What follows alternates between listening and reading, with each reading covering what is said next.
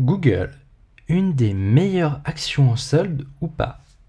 Dans cette vidéo, on va parler de Google et son action qui cote sur les marchés américains, que tu connais sans doute, qui est Alphabet. On va voir les forces et les risques qui pèsent sur cette action.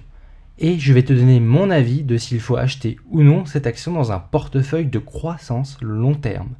Reste bien jusqu'au bout de la vidéo et ne regarde pas seulement les atouts, mais aussi les risques, car en bon investisseur pragmatique, c'est important d'avoir une vue d'ensemble complète quand tu achètes une action.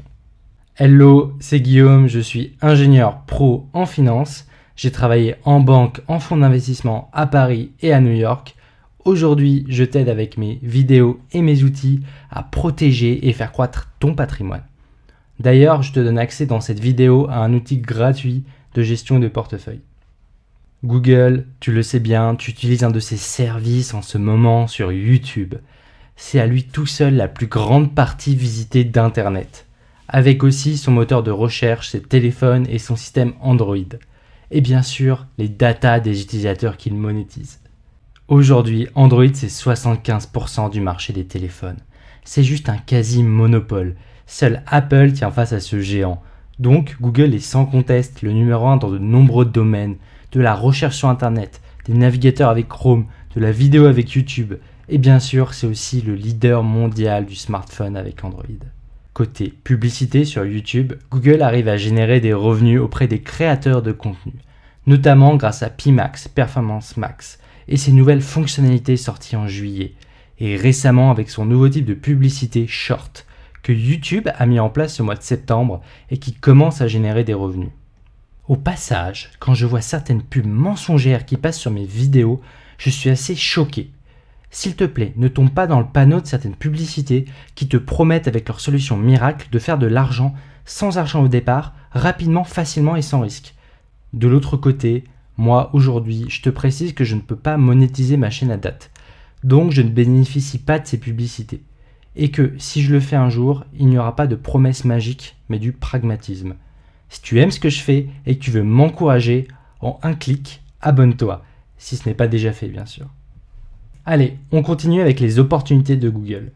La plus grande opportunité de Google est dans le cloud, avec ses multiples fonctionnalités et services pour les entreprises.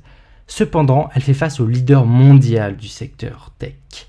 J'ai nommé Amazon, avec AWS, qui est déjà très bien implanté dans les grandes entreprises et les plus petites, notamment les startups. Google affiche une croissance encourageante pour se positionner en numéro 2 de ce secteur. Si on regarde côté risque pour Alphabet, le principal risque qui pèse sur Google, c'est la baisse depuis 2020 suite au coronavirus de ses revenus liés à la publicité, qui déçoivent à chaque publication depuis, notamment dans sa dernière publication des résultats du 25 octobre dernier. Également, Google a beaucoup de mal à entrer sur le marché chinois. Tu as sûrement entendu parler du scandale Huawei, où les gouvernementaux chinois ont pour des raisons politiques freiné l'accès aux géants US à leur marché, en rendant l'appareil aux Américains qui eux aussi bloquent certaines techs chinoises sur leur sol. Passons maintenant à un peu d'analyse financière, en nous basant sur la dernière publication de ce 25 octobre 2022, disponible sur le site web d'Alphabet d'ailleurs. Sur ce flowchart de ses revenus, je me suis intéressé dans mon analyse à si Google a une bonne résistance ou non à l'inflation qui est très forte en ce moment et qui pourrait durer. Et là, je m'y attendais bien sûr, Google déçoit et ça se voit sur son poste de revenu numéro 1, avec ses revenus en baisse côté ads marketing qui déçoivent clairement les marchés. Et c'est logique après tout, car le marketing est un des premiers postes, facile à couper, que les entreprises clientes de Google coupent lorsqu'on anticipe des périodes plus difficiles comme une récession aux États-Unis et en Europe. En tout cas, c'est toujours plus facile de couper le marketing que de couper les ressources humaines. Tu comprendras bien pourquoi.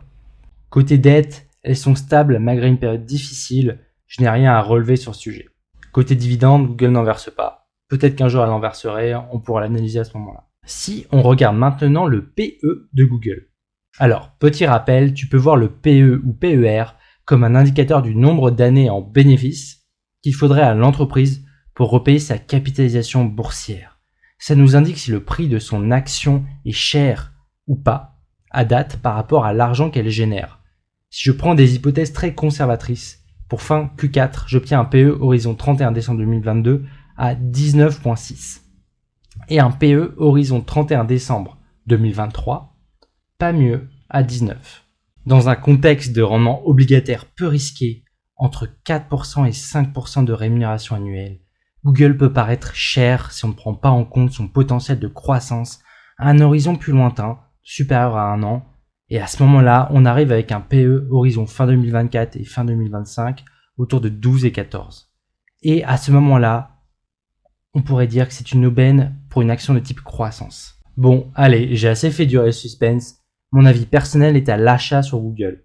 Typiquement, on a le cas d'un mastodonte technologique qui a subi une perte de croissance dans un contexte économique difficile de forte inflation et de potentielle récession. Donc, tu peux voir là comme des soldes de deuxième, troisième démarque. Par contre, attention, sur le moyen terme, je pense que Google pourrait aller chercher un plus bas d'encore moins 20%, donc une potentielle quatrième ou cinquième démarque, sur les 6 prochains mois. Mais son prix à date reste en solde à mon avis si on prend en compte sa capacité à délivrer de la croissance long terme. Je préfère clairement aller acheter du Google dévalué que n'importe quel crypto qui ne produise pas de valeur pour la société, ou bien d'autres techs qui ne font pas de bénéfices sérieux et anticipables à date. J'ai commencé et je continue progressivement de rentrer au capital d'Alphabet sur mon portefeuille long terme croissance pendant ces périodes d'incertitude sur au moins les 4 prochains mois, quitte à me prendre une rousse de moins 20% si je me plante bien sûr. Parce que oui, personne n'a toujours raison, moi compris. Je te partage aussi mon prix cible sur une échelle de temps un peu plus longue. Je vois bien Alphabet à plus de 175 $ d'ici 2 ans, avec les hypothèses macroéconomiques suivantes, que l'inflation aux USA repasse sous les 3% fin 2023. Aussi, tu verras sans doute des nouvelles sur des licenciements massifs qui continuent sur ce secteur technologique. Et historiquement, c'est une bonne nouvelle pour les marchés, car nous sommes dans une période d'entrée en récession qui commence à être pricée par les marchés. Les bons gestionnaires coupent leurs coûts pour éviter de prendre trop cher dans un contexte défavorable. Petit rappel ici, je ne fais pas de jugement moral de si c'est bien ou pas de licencier des gens. J'essaye de raisonner comme un investisseur pragmatique. Petit point de transparence, j'ai possédé et je possède actuellement des actions Alphabet classe A. Et j'ai un biais fort de consommation, car je suis un fan du monde Android, de YouTube et d'autres services Google comme Gmail que j'utilise quotidiennement.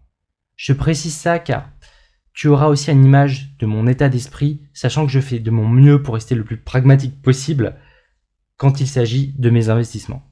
Tu peux, si tu le souhaites, activer les notifications si tu es déjà abonné, pour être tenu au courant de mes prochaines vidéos où je te donne mon avis sur une action en particulier. Et si tu n'es pas abonné, abonne-toi, ça me motivera à poster de nouvelles vidéos et dis-moi en commentaire quelle entreprise tu voudrais que j'analyse. Au passage, je te donne accès gratuitement à mon outil de gestion de portefeuille de type croissance. Tu peux aussi découvrir mes autres outils offerts. Tu en trouveras un sur la gestion de ton portefeuille d'actions à dividendes, un autre sur l'immobilier locatif, également un sur les ETF. Petit rappel, bien que je sois un professionnel des marchés financiers, cette vidéo n'est pas un conseil en investissement. L'objectif ici, c'est de partager des raisonnements dont tu peux t'inspirer pour bâtir ton propre raisonnement. Je ne peux pas donc être tenu responsable pour tes achats et tes ventes personnelles. Sur ce, restons pragmatiques. Allez, ciao!